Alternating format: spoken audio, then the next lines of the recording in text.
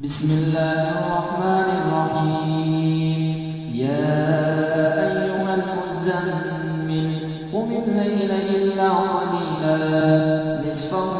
أو انقص منه قليلا أو زد عليه ورتل القرآن ترتيلا إنا سنلقي عليك قولا ثقيلا إن ناشئة الليل هي أشد وطئا وأقوم قيلا إن لك في النهار سبحا طويلا واذكر اسم ربك وتبتل إليه تبتيلا رب المشرق والمغرب لا إله إلا هو فاتخذه وكيلا واصبر على ما يقولون واهجرهم هجرا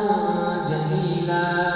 وذرني والمكذبين أولي النعمة ومهلهم قليلا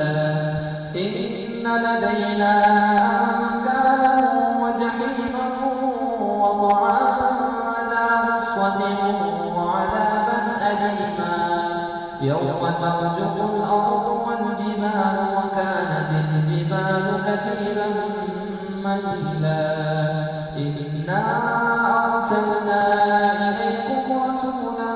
شاهدا عليكم كما أرسلنا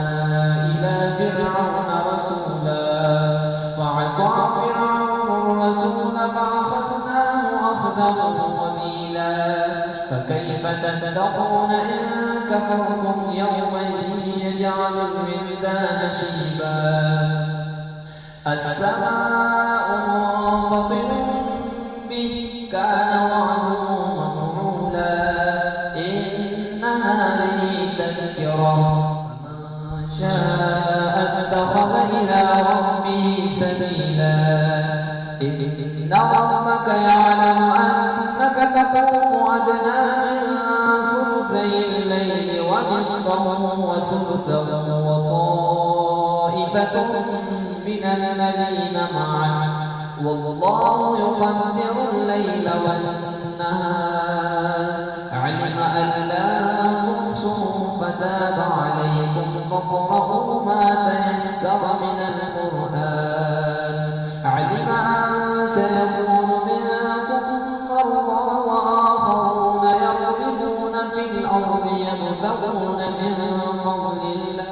وآخرون يقاتلون في سبيل الله فاقرؤوا ما تيسر منه وأقيموا الصلاة وآتوا الزكاة وأقرضوا الله قرضا حسنا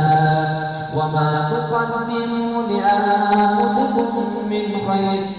تجدوه عند الله هو خيرا وأعظم أجرا واستغفروا الله إن الله غفور